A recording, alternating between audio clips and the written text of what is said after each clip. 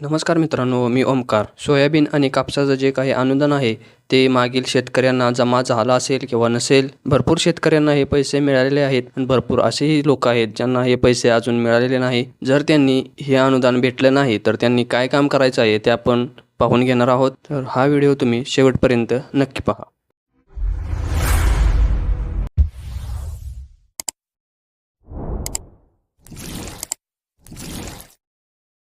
तर मित्रांनो, आपण पाहू शकता कापूस सोयाबीन अनुदान योजनेतून 49 लाख शेतकऱ्यांना 2,398 कोटी रुपयांचा निधी उपलब्ध करून महाराष्ट्र सरकारने दिलेला आहे. यामध्ये मुख्यमंत्री, दोन्ही उपमुख्यमंत्री व कृषी मंत्री यांच्या हस्ते मंत्रिमंडळात बैठकीदरम्यान हे लाभाचे वितरण हे सरकारमार्फत करण्यात आलेलं आहे. कापूस सोयाबीन उत्पादक शेतकऱ्यांना हेक्टरी 5,000 रुपये अर्थसहाय्य करण्याबाबत कृषी मंत्री धनंजय मुंडे यांनी ही कार्यवाही केलेली आहे. या अनुषंगानेच कृषी मंत्री श्री मुंडे यांच्या हस्ते ऑनलाईन वितरित प्रणालीची कळ दाबून प्रत्येक शेतकऱ्याच्या अर्थसहाय्य खात्यामध्ये योजनेची रक्कम आलेली आहे. याद्वारे सुमारे 49,50,000 शेतकऱ्यांच्या खात्यावर हेक्टरी 5,000 रुपयेप्रमाणे हेक्टरी मर्यादित 2,398 कोटी 93 लक्ष रुपये इतकर वितरित करण्यात आलेला आहे. 2023च्या खरीप हंगामात एकूण 96,787 सोयाबीन व कापूस उत्पादक शेतकऱ्यांना कृषी विभागाने एकूण 4,194 कोटी रुपये इतक्या निधी DBT प्रणालीवर उपलब्ध करून दिलेला आहे.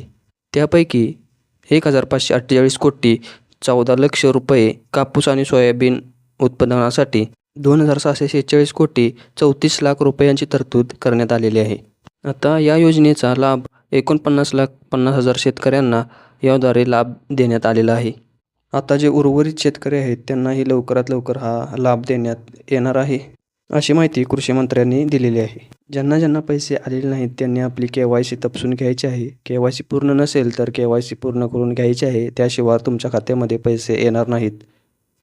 या योजनेसाठी शेतकऱ्यांनी 21 लाख शेतकऱ्यांनी अजून KYC केलेली नाही. आधार संलग्न बँक खात्यात DBTच्या माध्यमातून जमा करण्यात येणार आहे.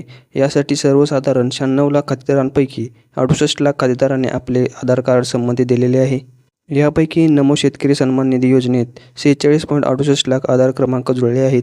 यांचे KYC करण्याची आवश्यकता नाही. मात्र 21.38 लाख खातेदारांना त्यांचे आधार कार्ड त्यांनी KYC केलेले नाही. त्यांनी KYC करणे बंधनकारक आहे. या ठिकाणी त्यांनी साईट ही दिलेली आहे KYC कशी करायची. त्या साईटवर जाऊन आपले आधार कार्डशी संलग्न करू शकता. ज्यांच्या खात्यामध्ये अजूनही सोयाबीन कापूस अनुदानाचे पैसे आलेले नाहीत त्यांच्यापर्यंत हा व्हिडिओ नक्की पोचवा, म्हणजे त्यांना ही माहिती कळेल. तर व्हिडिओ शेवटपर्यंत पाहिल्याबद्दल तुमचे धन्यवाद. व्हिडिओला लाईक, शेअर आणि सबस्क्राईब नक्की करा.